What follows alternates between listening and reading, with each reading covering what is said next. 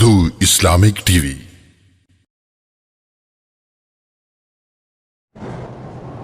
مسلمان جنات جو ہیں ان سے شریعت کے مطابق کام لے سکتے ہیں، پہلے تم تابع تو کرو۔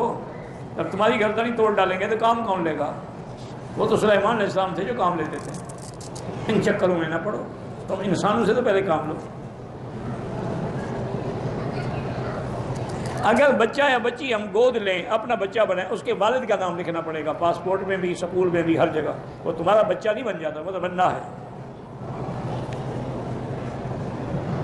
بارہ سفر کرنے والے اپنے ساتھ نہیں لے جا سکتے، نہ لے جائیں، لیکن نام اس کے باپ کا رہے گا۔